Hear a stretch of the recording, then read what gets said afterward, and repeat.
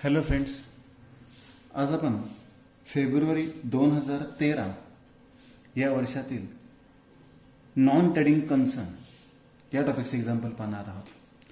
आता या एक्झाम्पलमध्ये काय इन्फॉर्मेशन दिलेलं आहे ते चेक करा. Following is the balance sheet as on 1 April 2009 and the resident payment account for the year ending 31st March 2010 of Bright Students Junior College, Pune. म्हणजे या एक्झाम्पलमध्ये आपल्याला ओपनिंग बॅलन्स शीट दिलेली आहे आणि त्याचसोबत रेसिडेंट पेमेंट अकाउंट दिलेलं आहे. या आधीचे एक्झाम्पल पाहिलेच आपण, त्याच्यामध्ये आपल्याला रेसिडेंट पेमेंट अकाउंट आणि ॲडजस्टमेंट दिलेले असतात. आता या एक्झाम्पलमध्ये आपल्याला ओपनिंग बॅलन्स शीट सुद्धा दिलेली आहे. जर उदाहरणामध्ये तुम्हाला ओपनिंग बॅलन्स शीट सुद्धा दिली असेल तर आपल्याला काही स्टेप्स लक्षात ठेवायचे आहेत. तर या स्टेप्स तुम्हाला व्यवस्थित लक्षात ठेवायचे आहेत. याची एक नोट सेपरेट तयार करायचे आहे, त्याला व्हेरी इम्पॉर्टंट करून ठेवायचे. उदाहरणामध्ये रेसिडेंट पेमेंट अकाउंट आणि ओपनिंग बॅलन्स शीट दिली असेल, काय करावं लागेल? पहिल्यांदा आपल्याला प्रथम ओपनिंग कॅश बॅलन्स किंवा बँक बॅलन्स किंवा ओव्हरड्राफ्ट बॅलन्स हा कॅन्सल करावा, म्हणजे त्याचं पोस्टिंग कुठेही होणार नाही. मग हे opening cash balance, bank balance आणि ओव्हरड्राफ्ट बॅलन्स असतात कुठे? तर रेसिडेंट पेमेंट अकाउंटला असतात आणि ओपनिंग बॅलन्स शीटला असतात. ते सर्वप्रथम आपल्याला कॅन्सल करायचं आहे आणि मग पुढची स्टेप आपल्याला करायची आहे. तर पाहूयात आपण. पहिल्यांदा ओपनिंग बॅलन्सेस, कॅश आणि बँक बॅलन्सेस आपण कॅन्सल करूयात. ह्याच्यामध्ये मी ऑलरेडी कॅन्सल करून ठेवलेलेच आहेत. तर ह्याच्यामध्ये चेक करा. ओपनिंग बॅलन्स शीटच्या साईडला कॅश ॲट बँक आणि कॅश इन हँड असे दोन आयटम आहेत. याला मी फुली करतो 19,000 9,000 आणि तेच आयटम इथे आहेत कॅश इन हँड 9,000 आणि कॅश ॲट बँक 19,000. 19,000 आणि 9,000 हे दोन आयटम इथे काय झालेले आहेत? कॅन्सल झालेले आहेत. आता तुम्ही म्हणाल की ओव्हरड्राफ्ट कुठे असतो? तर ओव्हरड्राफ्ट इकडे पेमेंट साईडला दिलेला असतो. जर इकडे दिला असेल तर तो लायबिलिटी साईडला असतो, तो आपल्याला कॅन्सल करावा लागेल. इथे आपल्याला ओव्हरड्राफ्ट बॅलन्सेस दिलेले नाहीत. ओव्हरड्राफ्ट असेल तर ओव्हरड्राफ्ट कॅन्सल करा. कॅश आणि बँक बॅलन्स सर्वप्रथम आपण कॅन्सल करून ठेवलेले आहेत, म्हणजे या कॅश आणि बँक बॅलन्सचं पोस्टिंग आता आपण कुठेही करणार नाही. नंतर सेकंड स्टेप काय करायचे? ओपनिंग बॅलन्स शीट मधील प्रत्येक आयटमचा अर्थ काय? तर याच्यामध्ये कुठली ऍडजस्टमेंट घ्यायची नाहीये. म्हणजे तुम्ही कॅपिटल घेऊ शकता, बिल्डिंग घेऊ शकता, फर्निचर घेऊ शकता, बरोबर. परंतु आउटस्टँडिंग एक्सपेन्स असतील, प्रीपेड एक्सपेन्स असतील, ऍडव्हान्स इन्कम असेल, प्री रिसिव्ड इन्कम असेल, तर त्या आयटमचं पोस्टिंग आपण करणार नाही. तर ओपनिंग बॅलन्स शीट मधील प्रत्येक आयटमचा एकच इफेक्ट करावा. याचा अर्थ ऍडजस्टमेंट विचारात घ्यायचे नाहीत. लायबिलिटी असेल तर लायबिलिटी साईडलाच दाखवा क्लोजिंग बॅलन्स शीटच्या, आणि असेट असेल तर क्लोजिंग बॅलन्स शीटच्या असेटलाच दाखवा. आणि ती नोट सुद्धा मी लिहून दिलेली आहे. ओपनिंग बॅलन्स शीट मधील ऍडजस्टमेंटचा इफेक्ट करू नये. म्हणजे फक्त ओपनिंग बॅलन्स शीटचे जे काही आयटम असतील त्याचा एकच इफेक्ट करायचे, दोन इफेक्ट करायचे नाही. आता चेक करूयात ओपनिंग बॅलन्स शीट मध्ये असे कोणकोणते आयटम आहेत. तर कॅपिटल फंड हा एक आयटम आहे, बिल्डिंग हा एक आयटम आहे, फर्निचर हा एक आयटम आहे, बुक्स हा एक आयटम आहे, बँक डिपॉझिट हा एक आयटम आहे, ट्युशन फीज रिसिवेबल म्हणजे आउटस्टँडिंग ही ऍडजस्टमेंट आहे, याचं पोस्टिंग करायचं नाही. आणि कॅश आणि बँक कॅन्सलच झालेलं आहे, याचंही पोस्टिंग आपण करू शकत नाही. तर capital fund, building, furniture, books, bank deposit याचं पोस्टिंग करूया. ट्युशन फीजचं पोस्टिंग करायचं नाही. तर करूयात. कुठं दाखवायचं आपल्याला? ओपनिंग बॅलन्स शीटला त्यांनी दिलंय, आपण फक्त क्लोजिंग बॅलन्स शीटला दाखवायचं आहे. आणि एकच इफेक्ट सांगितलाय मी तुम्हाला. मग कॅपिटल फंड क्लोजिंग बॅलन्स शीटच्या लायबिलिटी साईडला घ्या, लायबिलिटी साईडचा आयटम आहे कॅपिटल फंड. इनर कॉलमला घ्या 13,18,000. ऍसेटचे आयटम ऍसेटलाच घ्या. बिल्डिंग ऍसेटचे आयटम ऍसेटलाच घ्या, बिल्डिंग. आता इनर कॉलमला घ्यायचं की आउटरला घ्यायचं आहे ते आपण चेक करूया. बघा इथे कुठे आपल्याला बिल्डिंग, सेल ऑफ बिल्डिंग किंवा परचेस ऑफ बिल्डिंग दिलेलं आहे का? नाही. ऍडजस्टमेंटमध्ये कुठे बिल्डिंगवर काय ऍडजस्टमेंट सांगितलेलं आहे का? नाही. मग बिल्डिंग मी आउटरला घेतो. किती रुपये दिलेले आहे?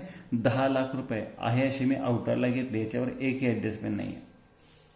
Furniture 1,20,000 furniture. आता हे फर्निचरवर ऍडजस्टमेंट आहे का नाही चेक करूयात. सेल ऑफ फर्निचर तर नाहीये, परचेस ऑफ फर्निचर आहे, म्हणजे इनर कॉलमला घ्यावं लागेल. आणि डेप्रिसिएशन सुद्धा आहे, बरोबर. मग फर्निचरची किंमत किती? 1,20,000. या परचेस ऑफ फर्निचरचे एक ऍडजस्टमेंट, त्याला एक जागा सोडतो. डेप्रिसिएशन त्याला 2 जागा सोडतो, बरोबर. यानंतर बुक्स आहेत, बुक्स सुद्धा ऍसेटलाच येणार. बुक्स पुस्तके मालमत्ता आहे. किती रुपये आहेत? बुक्स 60,000. इथे परचेस ऑफ बुक्स सुद्धा आहे आणि डेप्रिसिएशन सुद्धा आहे. 60,000 इनर कॉलमला घेतले, परचेस ऑफ बुक्सला 1 वळ आणि डेप्रिसिएशनला 2 वळ. त्याच्यानंतर काय आहे? Bank deposit. बँक डिपॉझिट सुद्धा कुठे दाखवणार आपण? ऍसेटलाच दाखवणार. बँक डिपॉझिट्स आता बँक डिपॉझिट्स इथं आहेत का कुठे? इंटरेस्ट ऑन बँक डिपॉझिट आहे, तो आपण सेपरेट दाखवला तरी चालू शकतो. बँक डिपॉझिट कुठे आहे का? इकडे नाही आहे. खाली ॲडजस्टमेंटमध्ये बँक डिपॉझिट आहे का चेक करा. आउटस्टँडिंग वगैरे काय असेल तर नाही आहे, म्हणजे बँक डिपॉझिटवर कोणती ॲडजस्टमेंट नाही. मग बँक डिपॉझिट आउटरला घेऊयात 1,00,000 रुपये. जर outstanding interest on bank deposit असेल तर तो ॲड पण करू शकतो आणि सेपरेट पण लिहू शकतो. हा इंटरेस्ट ऑन बँक डिपॉझिट हा इन्कम आहे, हा आपण इथे दाखवत नाही. ट्युशन फीज रिसिवेबल, रिसिवेबल म्हणजे आउटस्टँडिंग आहे आणि ह्या आउटस्टँडिंगची ॲडजस्टमेंट आपल्याला करायची आहे. त्या ॲडजस्टमेंट आता आपण करत नाही. झालं, या पद्धतीने आपण पोस्टिंग केलं. बघा पहिल्या 2 स्टेप परत इथं रिपीट करतो मी. पहिल्यांदा ओपनिंग कॅश बँक बॅलन्स किंवा ऑर्डर बॅलन्स कॅन्सल केला. नंतर ओपनिंग बॅलन्स शीट प्रत्येक आयटमचा एकच इफेक्ट केला. लायबिलिटी साईडला दाखवायची, ॲसेटला दाखवायचे. ओपनिंग बॅलन्स शीटमधील ॲडजस्टमेंटचा इफेक्ट करू नये, म्हणजे आता ट्युशन फी रिसिवेबलचा आपण इफेक्ट केलेला नाही. बाकी सर्व घटकाचे आपण एक इफेक्ट केलेला आहे. आता रिसीट अँड पेमेंट अकाउंटमधील प्रत्येक आयटमचा एकच इफेक्ट करा. हे माहिती आहे आपल्याला. रिसीटचं पोस्टिंग कुठे दाखवतो? एक तर ओपनिंग बॅलन्स शीटच्या ॲसेटला, पण यात ओपनिंग बॅलन्स शीट दिलेलीच आहे उदाहरणामध्ये, त्यामुळे ह्याचं पोस्टिंग आपण करू शकणार नाहीये. इन्कमला किंवा लायबिलिटी साईडला. आणि पेमेंटचं पोस्टिंग ओपनिंग बॅलन्स शीट दिले, त्यामुळे एक्सपेंडिचरला किंवा ॲसेटला. या पद्धतीने आपल्याला रिसीट अँड पेमेंटचं पोस्टिंग करायचं आहे. आणि नंतर मग आपल्याला 4थी स्टेप महत्त्वाची करायची आहे, ते आपण पाहणार आहोत. बघा आता पहिल्यांदा रिसीट साईडचं पोस्टिंग करूयात. नेहमीप्रमाणे माहिती आहे आपल्याला. या स्टेप लक्षात ठेवा तुम्ही, आणि या स्टेपप्रमाणेच आपल्याला एक्झाम्पल सॉल्व्ह करायचं आहे. रिसीट साईडचा पहिला आयटम कोणता आहे? To balance brought down. हा ओपनिंग बॅलन्स शीटला दाखवतो, पण तो काय झालेला आहे? मग सांगितल्याप्रमाणे कॅन्सल झालेला आहे. आता दुसरा आयटम कोणता आहे? Tuition fees. आता ट्युशन फीज इन्कम आहे, कुठे दाखवणार आपण? इन्कम साईडला बाय ट्युशन फीज. ठीक आहे. आता 3 वर्षाचा इन्कम दिला असेल, लास्ट इयरचा, करंट इयरचा आणि नेक्स्ट इयरचा, तर तुम्हाला पाठीमागच्या एक्झाम्पलमध्ये मी ह्याचं पोस्टिंग सांगितलेलं आहे.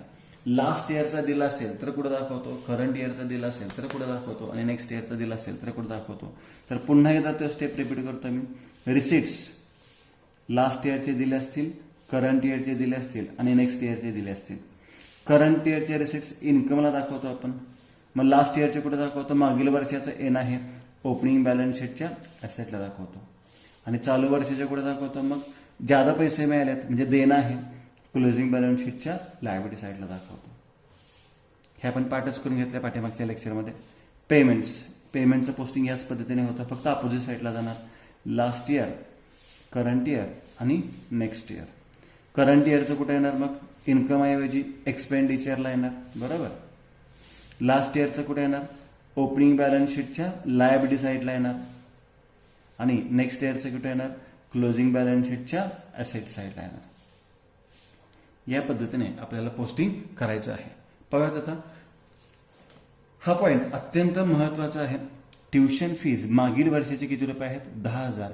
याचं पोस्टिंग ओपनिंग बॅलन्स शीटच्या ॲसेट साईडला होणार, आणि ते आपण केलेलं नाहीये, तर उदाहरणामध्ये दिलेले आहे. आता जर सेम अमाऊंट दिले असेल तर आपण कॅन्सल करणार आहोत. आणि या उदाहरणामध्ये तुम्ही चेक कराल तर इथे किती रुपये आहेत? 10,000. इथे सुद्धा किती रुपये आहेत? 10,000. दोन्ही व्हॅल्यूज सेम आहेत, त्यामुळं ही ॲडजस्टमेंट काय झालेली आहे? कॅन्सल झालेलं आहे. त्यामुळे याचं पोस्टिंग आपण करणार नाही. आता तुम्ही म्हणाल जर इथे व्हॅल्यू सेम आहे म्हणून या पद्धतीने केलं आहे, जर व्हॅल्यू चेंज असती, वेगळी असती, तर काय केलं असतं ते आपण थोड्या वेळानंतर एक्सप्लेन करणारच आहोत, किंवा पुढच्या व्हिडिओजमध्ये आपण लेक्चर एक्सप्लेन करणारच आहोत. आता तुर्तास हे लक्षात ठेवा, याचं पोस्टिंग ओपनिंग बॅलन्स शीटच्या साईडला होतं आणि सेम व्हॅल्यू नाही आहे म्हणून हे काय केलं? मी कॅन्सल केलं. चालू वर्षाच्या ट्युशन फीज किती आहेत? 1,70,000. हे आपण रेग्युलर दाखवू शकतो इन्कम साईडला. त्याच्यावर ॲडजस्टमेंट्स कोणकोणते आहेत बघा. ट्युशन फीज रिसिवेबल करंट इयरचे 24,000 आहेत, त्याला टिक मार्क केले आपण. डोनेशन कॅपिटलाइज करायचं आहे, डोनेशनला टिक मार्क केले आपण. सॅलरी ऑफ टीचर ॲडजस्टमेंट आहे, सॅलरी टिक मार्क केली. डेप्रिसिएशन त्याची आपण टिक मार्क केलेलीच आहे. करूयात पोस्टिंग. ट्युशन फीज इनर कॉलमला घेतले 1,70,000 आणि एक ओळ जागा सोडली. ट्युशन फी असेल, सबस्क्रिप्शन असेल, असं जर पॉईंट दिलं असेल तर त्याच्यामध्ये ज्या ॲडजस्टमेंट असतात त्याचे वेगवेगळे 3 प्रकार आहेत आणि हे खूप महत्त्वाचे आहेत. हे आपण नंतर एक्सप्लेन करणार आहोतच. तर हे पॉईंट्स फक्त तुम्ही लक्षात ठेवा. या टॉपिकमध्ये सर्वात टफ काय असेल तरी ट्युशन फीचे जसे ॲडजस्टमेंट दिले जाते तसे नॉर्मली सबस्क्रिप्शनची ॲडजस्टमेंट दिली जाते. तेवढीच एक ॲडजस्टमेंट या टॉपिकमध्ये थोडीशी किचकट अशी ॲडजस्टमेंट आहे. पुढे फाईन कलेक्टेड इन्कमच आहे आपलं. फाईन कलेक्ट केलं आहे आपण. फाईन कलेक्टेड उत्पन्न आहे आपलं. किती रुपये फाईन कलेक्ट केलेलं आहे आपण? 5,200. आउटरला घेतला 5,200. ऍडमिशन फीज, आता याच्यावर ऍडजस्टमेंट नाहीये आणि मी सांगितलंय ऍडमिशन फीज नॉर्मली एकदाच मिळते, त्यामुळे त्याला आपण कॅपिटल रिसीट म्हणतो कॅपिटलमध्ये काय करतो, ऍड करतो. मग कॅपिटल फंडमध्ये ऍड करूयात ऍडमिशन फीज. ऍडजस्टमेंट नाही म्हणून कॅपिटलमध्ये ऍड केले 20,000 रुपये. बेरीज इनर कॉलमलाच 13,38,000 रुपये. त्याच्यानंतर डोनेशन इन्कमलाच बाय डोनेशन्सवर ऍडजस्टमेंट आहे म्हणून इनर कॉलमला घेतले. किती रुपये आहेत, 1,00,000 रुपये.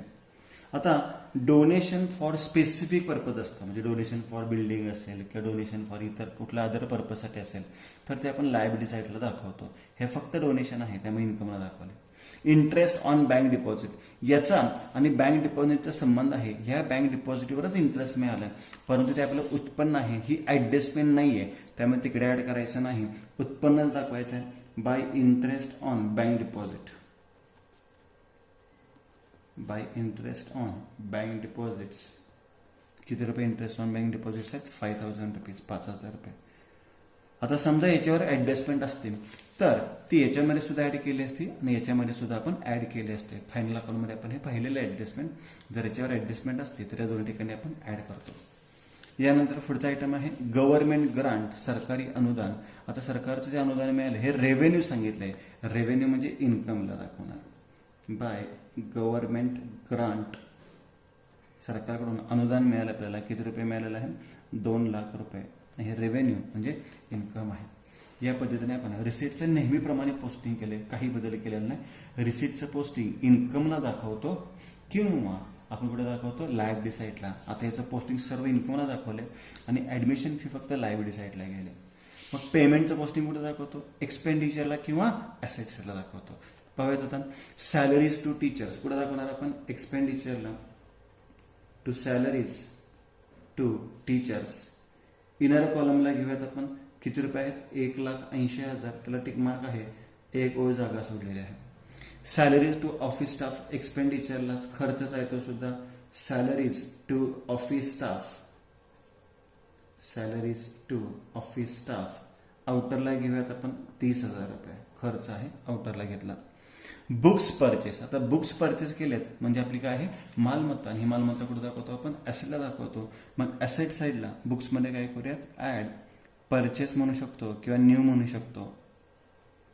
किती तारखेला खरेदी केले, 1/1/10 खरेदी केलेलं आहे. किती रुपयाची बुक्स खरेदी केलेले आहेत, 20,000 रुपयाचे. म्हणजे बेरीज इनर कॉलमला किती आली, 80,000 आणि एक जागा सोडलेलीच आहे. बुक्स परचेस आपण ऍसेटला दाखवले, ऍसेटमध्ये ऍड केले. प्रिंटिंग अँड स्टेशनरी खर्च आहे 41,000 रुपये, एक्सपेंडिचरला दाखवतो. To printing and stationery, to printing and stationery किती रुपये आहे, 41,000 रुपये, 41,000. ऑफिस रेंट 10,000 खर्चच आहे. टू ऑफिस रेंट हा सुद्धा खर्चच आहे, 10,000 रुपीज, 10,000 रुपये. Repairs to junior college building, आता बिल्डिंग आहे म्हणून असायला दाखवू नका, रिपेअर्स हा शब्द महत्वाचा. रिपेअर्स म्हणजे दुरुस्ती, आपण एक्सपेंडिचरला दाखवतो. To repairs to junior college building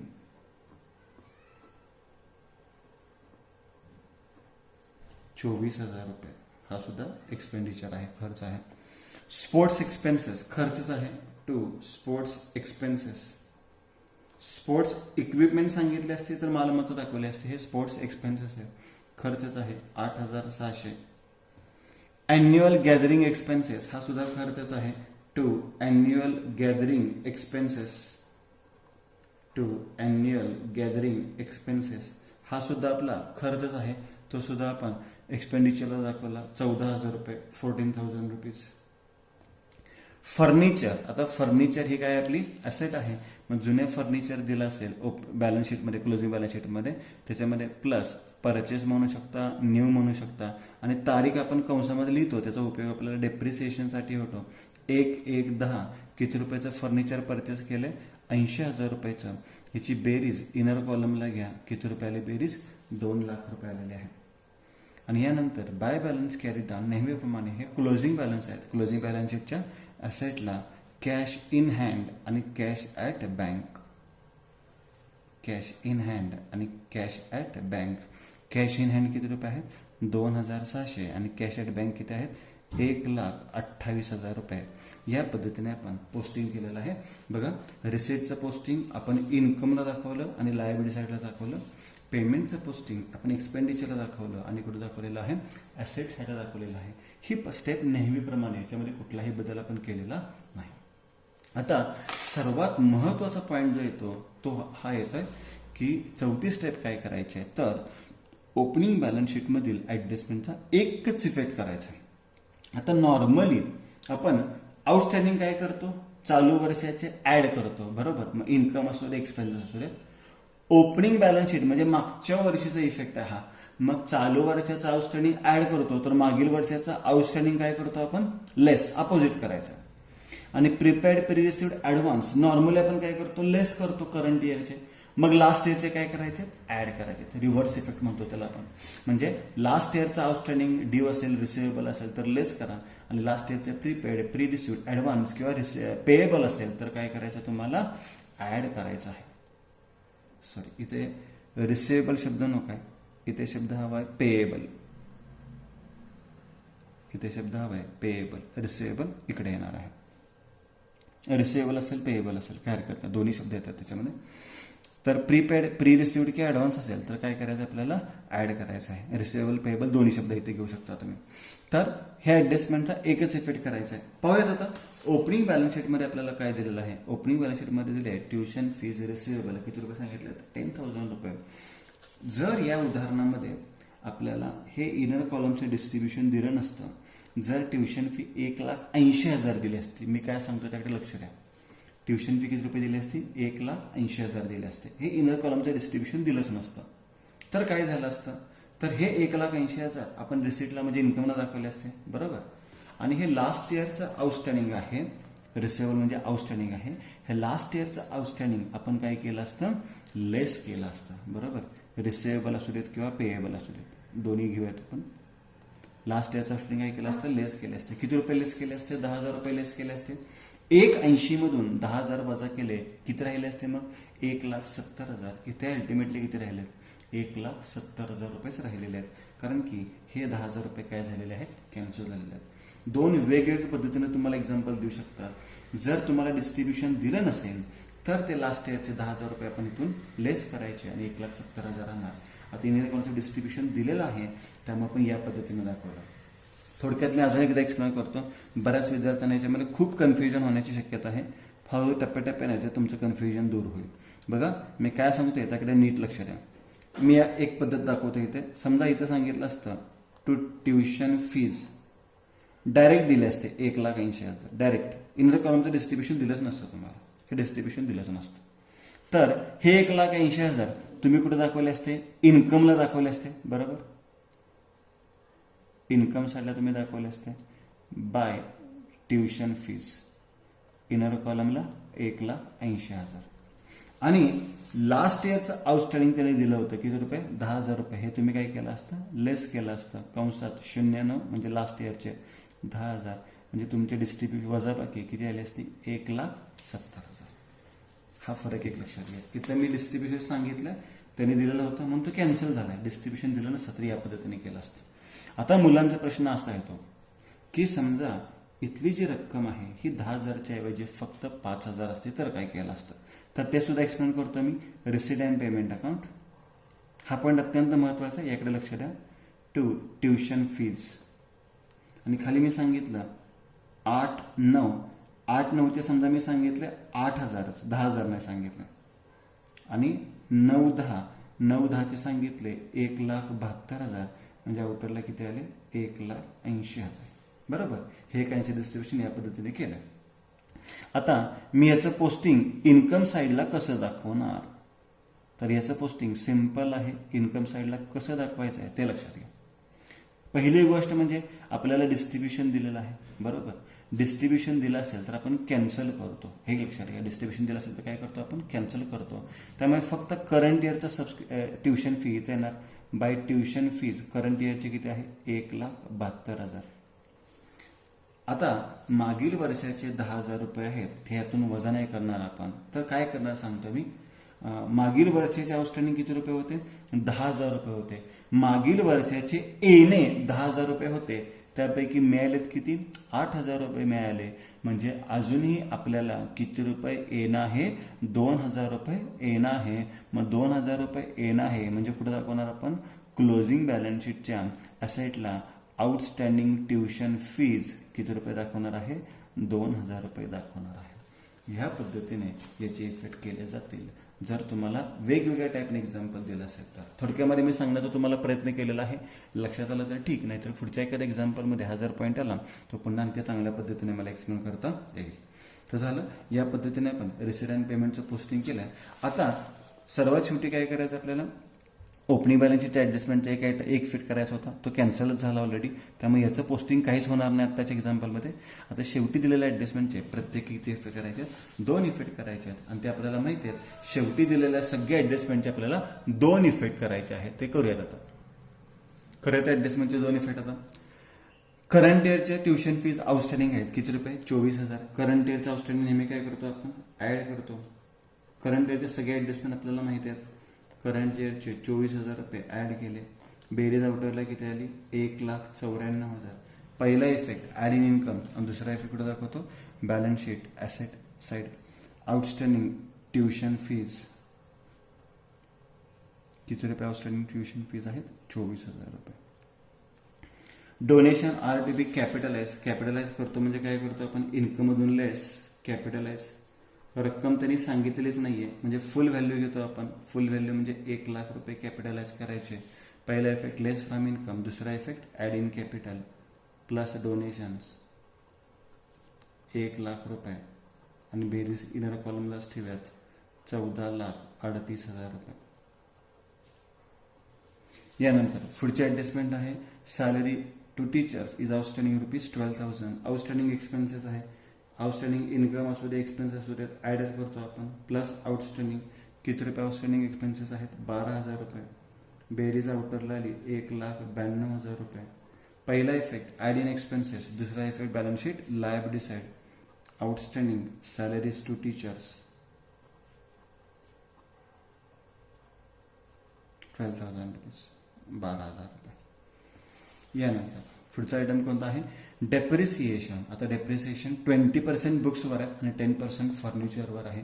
simple depreciation आहे, पण आपल्याला इथे एक नोट सर्वात महत्त्वाची लक्षात ठेवायला लागेल. करूयात आपण कॅल्क्युलेशन.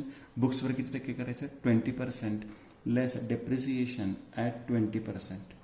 पण इथे आपण डायरेक्ट डेप्रिसिएशन 80,000 वर कॅल्क्युलेट करू शकत नाही. तर त्यासाठी आपल्याला एक छोटीशी वर्किंग नोट लक्षात ठेवायची आहे आणि ही वर्किंग नोट आपण इथे करूयात सेपरेट.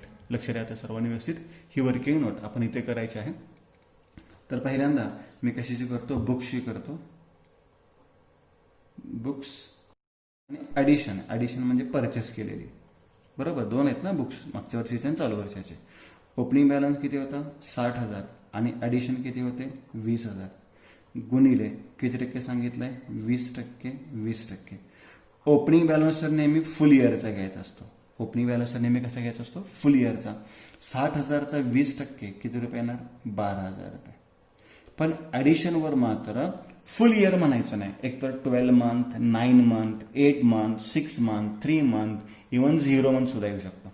आता हे मी सांगितलं मंथमध्ये काय लिहायचं, तर परचेसची तारीख किती आहे? 1/1/10. बरोबर, आपण बुक्स केव्हा परचेस केले? 1/1/10ला आणि वर्ष कधी संपते? 31/3/10ला. यातले महिने किती आहेत तेवढेच घ्यायचे. म्हणजे 12 महिने झाले 12 महिने म्हणा, 8 महिने झाले 8 महिने म्हणा, 9 महिने झाले 9 महिने म्हणा, 6 महिने झाले 6 महिने म्हणा, 3 महिने झाले 3 महिने म्हणा. समजा तारखेत काहीच फरक नसेल तर त्याला 0 मंथ सुद्धा म्हणतो आपण. तर ते चेक करूया.